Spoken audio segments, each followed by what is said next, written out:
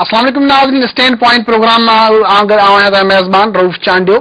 नाज़रीन, कराची जे इलाइक़ो लियारी मैदान जंग बनियल आहे। गुज़िरियल 4 ॾींहनि में 25 खां वधीक इंसानी जानियूं ज़ाया थी चुकियूं आहिनि। हाणे त लियारी वासियुनि लॻपलाइण जो सिलसिलो बि शुरू करे छॾियो आहे। रुॻो अॼोके ॾींहं में 5 खां वधीक इंसानी जानियूं ज़ाया थियूं आहिनि। 5 खां वधीक गाॾियुनि खे बाहियूं ॾेई साड़ियो वियो आहे। शहरनि इलाइक़े वासियुनि ऐं पुलिस में झेड़ो जारी आहे, जंग जारी आहे, पर उनजे करे कराची जे सॼी शहर जी जेका सूरत हाल आहे उहा तब्दील थी रही आहे। इन सॼी सूरत हाल जे हवाले सां अॼु असां पंहिंजे प्रोग्राम में ॻाल्हि ॿोल कंदासीं। असां गॾु महिमान में मौजूद आहिनि अवामी तरीक़े जा सरबराह अयाज़ लतीफ़ पलिजो साहब, नालेवार दानिशवर जामी चांडियो साहब, तव्हांखे मां वेलकम था चऊं। अयाज़ साहब, तव्हांजी जमायत कीअं पई ॾिसे लियारी वारी सूरत हाल? अॼु तव्हांजी जमायत तरफ़ां सॼी सिंध एहतिजाज हैदराबाद प्रेस क्लब तव्हां पाण बुख हड़ताल ते वेठा, त तव्हांजी जमायत जो छा मौक़िफ़ आहे लियारी वारी सूरत हाल जे हवाले सां? अगरि लियारी जे मामले जा 3 पहलू बज़ाहिर वॾा खणूं त उहे आहिनि। हिकिड़ो इंसानी पासो आहे, ॿियो कानूनी पासो आहे, टियों सियासी पासो आहे।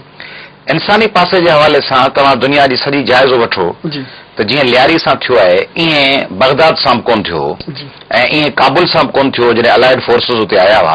स्टालिनग्राड सां को थियो हूंदो त माण्हुनि जी खुराक बंदि करे छॾिजे, उन्हनि जी बिजली बंदि करे छॾिजे, पाणी बंदि करे छॾिजे, नियाणियुनि जो, ॿारनि जो, पंहिंजे मुल्क जे माण्हुनि जो हिकिड़ो मेगा हिकिड़े मेट्रोपोलिटन शहर में इंसानी रवैयनि जी, इंसानी हिकिड़े क़दरनि जी तोहीन कई वई आहे। सियासी हवाले सां ॾिसो त जंहिं पार्टीअ जी हुकूमत आहे पीपुल्स पार्टी जी, उनखे गुज़िरियल 50-60 सालनि खां उनजो धणी केरु थी बीठो आहे कराची में? फ़क़ति लियारी। रुॻो माण्हू ॾिसनि था हिन दौर खे बेनज़ीर साहिबा जे जॾहिं PN जी तहरीक हली हुई ऐं जॾहिं PN जी तहरीक में कराची में भुट्टे साहब जे ख़िलाफ़ वॾो एहतजाज थियो ऐं क़त्ल थिया हुआ ऐं हुन में छाछी कम्यूनिटी ऐं हज़ारा जा कम्यूनिटी ऐं ॿिया दोस्त जेके असगर ख़ान साहब जी क़यादत में, जमा इस्लामी ऐं JUI जी क़यादत में जिन एहतजाज कयो, पश्तून दोस्त, उन वक़्तु NDP हूंदी हुई, उन्हनि जे आॾो पीपुल्स पार्टी वटि कराची में फ़क़ति सिंधी ऐं बलोच हुआ ऐं लियारी मर्कज़ हो। बेनज़ीर साहिबा जे जुलूस ते हमिलो थियो कारसाज़ वटां, तॾहिं अब्दुर्रहमान बलोच जेको रहमान सां रहंदो बलोच, उहो खेनि चयो वञे थो त कढी उतां बचाए हलियो वियो जॾहिं धमाको थियो। त पोलिटिकली हिकिड़ो मर्कज़ रहियो आहे अब्दुल्ला गबोल जे ज़माने खां, पटेलनि जे ज़माननि खां वठी ऐं पोइ अब्दुल्ला हुसैन हारून साहिब जो हिकिड़ो मर्कज़ रहियो आहे लियारी। उनखे ईअं वेही पंहिंजे मुक़ाबले में आणिजे। ऐं चयो कानूननि ॾिसो, कानूनी हवाले सां पाकिस्तान जे आइन जो आर्टिकल 4 ॻाल्हि करे थो रूल ऑफ लॉ जी, ऐं आर्टिकल 9 सभिनी शहरनि खे तहफ़ुज़ ॾियण जी, ऐं आर्टिकल 25 डिस्क्रिमिनेशन न, सभु शहरी बराबरि आहिनि। टिनी शयुनि जी वायोलेशन थी आहे। यानी अगरि ॾिठो वञे त सॼी कराची खे डीवेपनाइज़ कना, लियारी में ऑपरेशन कना, ठीकु, पर तव्हां ॾिठो त पीपुल्स पार्टी जी हुकूमत जीअं आई आहे तीअं ऑपरेशन किथे थींदो आहे? चकरा ॻोठ ते, भिटाईआबाद में, शांति नगर में, सिंधियुनि जे पाड़नि में या पश्तूननि जे पाड़नि में वॾी ॻाल्हि थी त ऐं बलोचनि ते। पर तव्हां असांजे उर्दू ॻाल्हाईंदड़ भाउरनि, पंजाबी ॻाल्हाईंदड़ भाउरनि, MQM जे दोस्तनि जे इलाइक़नि में ऑपरेशन थींदे न ॾिसंदव। नाज़िबाबाद में, लाइन्स एरिया में, लांडी, कोरंगी, औरंगी हिते न ॾिसंदव। चीफ जस्टिस साहब जॾहिं कराची आया तॾहिं उहो फ़ैसिलो ॾेई विया त कराची में हिकिड़ियूं त हदबंदियूं ॿीहर कजनि, ॿियो कराची में डीवेपनाइज़ कजे, ऐं टियों कराची मां नो गो एरियाज़ ख़तमु कजनि। उन्हनि मां को बि कमु कोन थियो। तंहिंजे करे इन्हनि टिनी पासनि खां ॾिसंदव त पीपुल्स हाणे हुन में 2 टे अफ़वाह आहिनि। ॾिसो, हिकिड़ो मीडिया में इहो पियो अचे त बाबा कराची में नई जोड़ जक में लियारी जो तक कंहिं ॿिए साहब जे हवाले थियण वारो आहे। अॻे ज़रदारी साहब बेनज़ीर साहिब जे घर जे हवाले हो, हाणे चयो पियो वञे त अवैस टप्पी साहब जे हवाले थींदी उहा कॉन्स्टिट्यूएंसी, ऐं टप्पी साहब उतां इलेक्शन लड़ंदो जेको भाउ सम्झो वञे थो ज़रदारी साहब जो, पालियल आहे असांजे वॾे हाकमरी ज़रदारी साहब जो, उन्हनि जो निपायल आहे नौजवान अवैस टप्पी साहब, जंहिं वटि सॼी सिंध जो रेवेन्यू जा इख्तियार बि आहिनि, पॉलिटिकल इख्तियार बि आहिनि, उन्हनि खे कॉन्स्टिट्यूएंसी आहे। कायम अली शाह साहब ॿिए कंहिंजो को इख्तियार कोन्हे, पटेल खे, रफ़ीक इंजीनियर खे, नबील गबोल खे, कंहिंखे का ख़बर कान्हे। ऑपरेशन डायरेक्ट रहमान मलिक ऐं अवैस टप्पी साहब पिया करनि। हाणे इन में जीअं नियाणियुनि जी तोहीन पई थिए, ॿारनि खे मारियो पियो वञे, इन में बलोच जॾहिं रिटेलिएट कंदा ऐं अञा उन्हनि बलोचनि जो रिश्तो कोन जुड़ियो हो बलोचिस्तान जे बलोचनि सां, हाणे उहो जुड़ंदो, या ॿिए मरहले में उहे PMLN या तहरीक इंसाफ़ या जमा इस्लामी केॾांहुं हलिया वञनि, या सफ़ा दीवार सां लॻाइजे त MQM ॾांहुं हलिया वञनि। माना पीपुल्स पार्टी दर हक़ीक़त उहो कमु पई करे जेको आलमी ताक़तुनि जी एजेंडा आहे त सुभाणे जेकॾहिं पाकिस्तान खे टोड़णो हुजे या सिंध खे विरहाइणो हुजे त उहे धुरियूं जेके सिंध जे पारां मज़ामत कंदियूं सिंधी ऐं बलोच त सिंध विरहाइण न ॾींदासीं, उन्हनि ते अॻु में अहिड़ो वार कजे, उहे पखेड़े छॾिजनि, उहे कंहिं हिकिड़ी जाइ ते मज़बूत हैसियत में न हुजनि। तंहिंजे करे लियारी ऑपरेशन जो मक़सदु इहो आहे त सिंध दोस्त, पाकिस्तान दोस्त, मोहब वतन माण्हू, पीपुल्स पार्टी सां मोहबत रखंदड़, जमहूरियत में यकीन रखंदड़, उन्हनि खे दीवार सां लॻाइजे, जीअं असांजा MQM जा दोस्त या ॿियूं धुरियूं कराची में कुझु करणु चाहिनि त उन्हनि खे इख्तियार हुजे। ॾिसो, जीअं अयाज़ चयो मां उन ॻाल्हि खे अचराईंदे त ही जेको लियारी जे ख़िलाफ़ जेको ऑपरेशन हले पियो, मां सम्झां थो जेको ही कंहिं बि सूरत में ही ऑपरेशन कराची में दहशतगर्दी जे ख़ात्मे लाइ न आहे, रादर दहशतगर्दनि जे तमामु वॾे गिरोह खे ख़ुशि करण लाइ आहे। इन करे सभ खां पहिरियों त मुखालतो दूरी थियणु खपे त ही ऑपरेशन कंहिं बि सूरत में कराची जे अंदरि जेका दहशतगर्दी आहे उनजे ख़ात्मे लाइ न आहे। ही हिकिड़ो बिल्कुलु टारगेटेड क़िस्म जो ऑपरेशन आहे ऐं जेका पीपल्स पार्टी जी धुर आहे इतिहादी, उन्हनि जे टर्म्स ते उन्हनि खे कराची में बिल्कुलु हिकिड़ो फ्री हिंजण जे लाइ, छाकाणि त ॾिसो हुननि ही कराची जी सूरत हाल आहे त कराची में हिकिड़ी धुर आहे जेका चाहे थी त कंहिं बि क़ीमत ते कराची में उन्हनि जी हिकहटी क़ाइमु रहे, भत्तो बि उहे वठनि, दहशतगर्दी बि सिर्फ़ु उहे कनि, बदमाशी बि सिर्फ़ु उहे कनि, कराची जो सियासी वोट बि सिर्फ़ु उहे वठनि। यानी कराची जो मुआशी, डेमोग्राफिक, सियासी जेको बि कराची जी लाइफ आहे उन ते तसलुत ऐं हिकहटी उन्हनि जी बरक़रार रहे, इहो हुननि जी एजेंडा आहे। हाणे जॾहिं हू पीपल्स पार्टी जहिड़नि धुरनि सां कनि था, हुकूमत में अलायंस कनि था, त उन्हनि में हुननि जो बुनियादी मक़सदु इहो हूंदो आहे त उन पंहिंजे प्राइम इंटरेस्ट खे कीअं सिक्योर कजे। हुननि जो हुकूमत में हुजनि यकीन इंटरेस्ट में आहे, पर हुकूमत में रहण जो जेको पोयां जेको इंटरेस्ट आहे हुनजो इहो आहे। मां सम्झां थो पीपल्स पार्टी जेको ही ऑपरेशन कराची में करे पई, इहो पीपल्स पार्टी यकीनन लियारी खे त लूज़ करे पई, लियारी जे अवाम सां त वॾो ज़ुल्म करे पई, पर पंहिंजो सियासी आपघात पई करे, सियासी ख़ुदकशी पई करे। कराची जी पॉलिटिकल जेका सूरत हाल ते अयाज़ ॻाल्हि कई, मां उनजी ताईद थो कयां त कराची जे अंदरि अॼु जी ॻाल्हि न आहे, ऐं हीअ जेका आबादी आहे लियारी जी, इहा अॼु जी न आहे, इहा तमामु क़दीमी आबादी आहे। कराची जा जेके असलो क़दीम जेके माण्हू आहिनि, मतिलबु जेके गुज़िरियल 100 सालनि में हिते सेटल थिया आहिनि, अवाइली माण्हू, उन्हनि में कंहिं लियारी जा माण्हू बि आहिनि, जंहिंमें कच्छी बि आहिनि, जंहिंमें बलोच बि आहिनि, जंहिंमें सिंधी बि आहिनि, जंहिंमें ॿिया माण्हू बि आहिनि, जंहिंमें मकानी बि आहिनि। इन करे हीउ जेको सॼो ऑपरेशन आहे मुंहिंजी नज़र में कराची जे अंदरि मुतहदा क़ौमी मूवमेंट जे टर्म्स ते उन्हनि खे ख़ुशि करण जे लाइ रहमान मलिक जे निगरानी में ही ऑपरेशन थिए पियो। ही कंहिं बि सूरत में मां सम्झां थो त इन क़िस्म जे ऑपरेशन सां कराची में कॾहिं बि अमन क़ाइमु कोन थींदो। रादर हिन क़िस्म जो टारगेटेड ऑपरेशन ऐं बायस्ड ऑपरेशन, हिक तरफ़ो ऑपरेशन कराची में अमन अमान जी हालतुनि खे वधीक ख़राब कंदो ऐं दहशतगर्दनि जे ॿियनि वॾनि गिरोहनि खे छेक छॾे ॾींदो त उन्हनि खे जॾहिं उनजो मनो थी ॾींदो त जेकॾहिं कराची में हाणे माना रियासत बि उन्हनि सां गॾु बि उन्हनि जे टर्म्स ते ऑपरेशन कंदी ऐं ईअं ऑपरेशन कंदी जंहिंमें रोज़ माण्हू सां मासूम माण्हू मारिजनि। ऐं तव्हां जेका सूरत हाल ॾिसो था कराची में, कल्ह मां कराची में हुउसि, कल्ह कराची प्रेस क्लब, मां BBC ऑफिस में वियुसि त उते वञी कोन सघियुसि मां, छो त प्रेस क्लब वारो पूरो रोड पुलिस ब्लॉक वेठी ऐं तमामु वरी नफ़री पुलिस जी। त मूं हिकिड़े पुलिस वारे खां पुछियो त तव्हां छो बीठा आहियो? चयूं लियारी वारा ईंदा ऐं उन्हनि खे असां सबक़ सेखारींदासूं, इहे लफ़्ज़ आहे उन्हनि जा। मां कल्ह पाण बीठो सरज़मीन ते। त मुंहिंजी नज़र में हीउ जेको कराची में ऑपरेशन हले पियो, हीउ तमामु हिकिड़ी हुकूमत कोताह नज़र आहे, तमामु शॉर्ट टर्म इंटरेस्ट खे ॾिसे थी ऐं रुॻो पेरनि में पई आहे पंहिंजी ताईं धुर जे।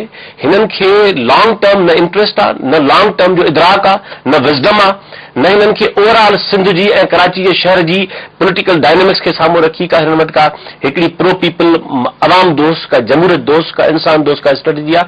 ही बिल्कुलु जीअं ॿियनि मामलनि में कनि था, जीअं ज़िलनि वराइण जे मामलनि में कयो अथनि, जीअं कराची जे 5 ज़िलनि खे मिलाए कराची जी सूरत हाल खे नथा अंडू करे सघनि, जीअं लोकल गवर्नमेंट सिस्टम ते हुननि जो कोई स्टैंड आहे, जीअं ॿिए कंहिं बि मामले में हुननि शेयर कंप्रोमाइज़ करे ॼण त सिंध हुकूमत में हुननि खे वाकवर ॾिनो आहे। इन साॻी सिलसिले जी कड़ी आहे जंहिंमें लियारी ऑपरेशन।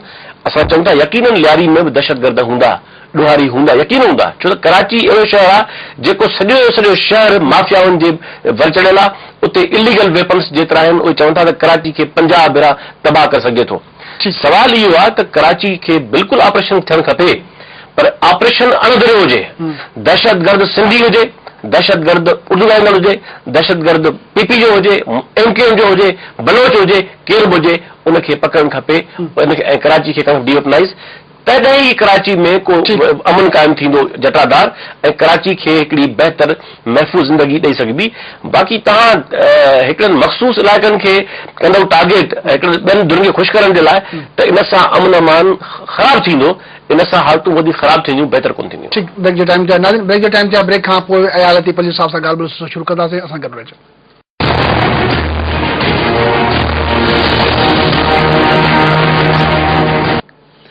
वेलकम बैक नाज़रीन। असल जी जामी साहब पंहिंजी ॻाल्हि रखी। हिकिड़ी ॻाल्हि नबील गबोर साहब चवनि था लियारी चुनियल MNA आहिनि, उहे चवनि पिया त लियारी में रेंजर्स जो ऑपरेशन कयो वञे, हल इहो आहे। ॾिसो, नबील गबोल साहब या पीपल्स पार्टी जा ॿिया अॻवान इरेलेवेंट थी चुका आहिनि। कॾहिं कॾहिं माण्हू पंहिंजे इलाइक़े जो माण्हू ई न हूंदो आहे न। जीअं तव्हां ॾिठो त कमिश्नरी निज़ाम खे जॾहिं लागू पिया कयूं त पीपुल्स पार्टी जे माण्हुनि जे अॻुवाणनि जे घरनि ते तवा टंगिया पिया, उहो पंहिंजे ॻोठ नथे वञी सघिया। उहो त हिकिड़ो नंढड़ो एहतजाज हो जेको हिकिड़े ॾींहुं 2 ॾींहंनि ते हलियो। हाणे हीअ जेका ऑपरेशन पियो हले, माण्हू क़तल पिया थियनि, उते नबील गफूर साहब जी हाणे रेलेवेंसी कान रही आहे। ॻाल्हि हीअ आहे रऊफ़ साहब त हीअ ऑपरेशन खे इन पस मंज़र में ॾिसो, ऐं वरी दोहिराईंदुसि त हीअ का नंढड़ी शइ कान्हे। ही ईअं कोन्हे त हिकिड़ो पाड़े में दादा आहे, उन चए थो त ॿिए इलाइक़े में मूंखे हिकिड़ो एंट्री मिले या एग्ज़िट मिले। ही न आहे, ही वॾी हिकिड़ी आलमी एजेंडा आहे। ॾिसो हांगकांग हलियो वियो, बहरेन उहो कमु कनि कोन था। बंदर अब्बास ईरान जो पोर्ट हो, सो हाणे इफेक्टिव रहियो कोन ईरान में, जीअं ख़ुमैनी साहब जो इनकलाब आयो। ऐं सिंगापुर पंहिंजी इकोनॉमी, पंहिंजो मामिलो, बॉम्बे पंहिंजी हद ॿिए खे ॾियण लाइ तयारु कोन्हे। सेंट्रल एशिया ताईं मार करण लाइ आलमी ताक़तुनि खे खपे कराची, ऐं कराची उहो इलाइक़ो आहे जिते हुननि जो पंहिंजो माण्हू कंट्रोल में आहे, यानी हिकिड़ो अहिड़ो माण्हू जेको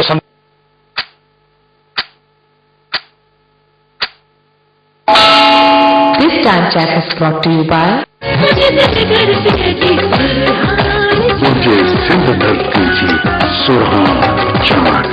माण्हू जेको संदनी मुल्क में वेठो आहे ऐं जंहिंजी पार्टी हिते हरकत में आहे, तंहिंजे करे उहो माण्हू संदन चए मां त वञी कोन सघंदा।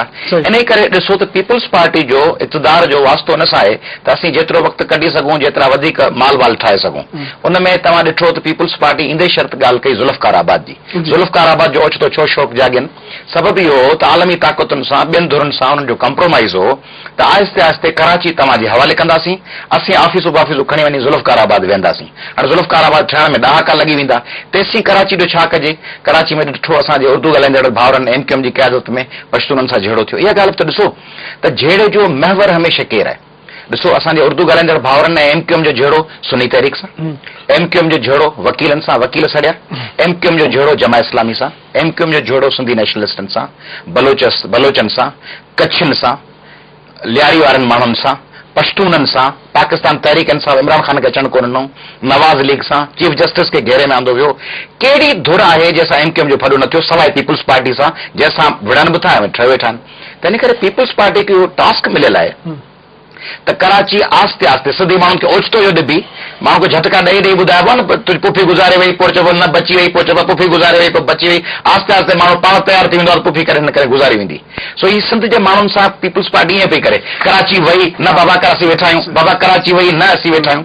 तव्हां मीडिया जो रोल ॾिसो पिया, तव्हां उर्दू मीडिया जो रोल ॾिसो, तव्हां हींअर टेलीविजन ते चैनल खोले ॾिसो, उर्दू मीडिया जा 5-7 चैनल तव्हांखे छा था कंदे नज़र अचनि। तव्हांखे नज़र अचे पियो त लियारी में पुलिस और जराइम पेशा अफराद की लड़ाई जारी।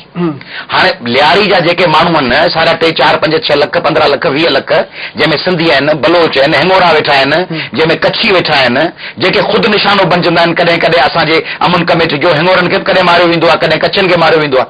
हाणे मुख़्तलिफ़ वाक़िया थींदा आहिनि, उहे सभु थिया जराइम पेशा। लियारी जा मिसकिन माण्हू जिन जूं गंदियूं फाटलनि, अमड़नि जूं, ॿार जेके बुख था मरनि, जिन खे घरनि में बंदि कयो वियो आहे, उहे जराइम पेशा माण्हू आहिनि। ऐं पुलिस काराई कंहिंजे ज़ेर क़यादत पई करे, चौधरी असलम यादि अथव, हुते कोटड़ी में माण्हू मारे छॾियो ऐं पोइ साबित थियो, सुप्रीम कोर्ट ताईं मामिलो वियो, साबित थियो त उनखे पुलिस इनकाउंटर कूड़ो उनखे झले मारे छॾियो, बिरोही जेको। त ही चौधरी असलम साहब माहिर आहे इनकाउंटर्स जो ऐं ख़ासि माण्हू आहे एमक्यूएम जो। तव्हां कॾहिं चौधरी असलम साहब जे हथां को दहशतगर्द वॾो एमक्यूएम जो को गिरफ़्तार थींदे न ॿुधो हूंदो। उनखे आहे टास्क। हाणे उनखे ज़िमेदारी कहिड़ी आहे? पीपुल्स पार्टी जी क़यादत आहे। तव्हां कायम अली शाह वज़ीर आला आहे सिंध जो, सिंध जे वज़ीर त पश्तून आहिनि, पंहिंजे इलाइक़नि में वञनि था, बम फाटनि पिया, ANP वारा वञनि पिया, शहबाज शरीफ़ हले पियो। तव्हां कायम अली शाह साहब खे लियारी नथो वञी सघे।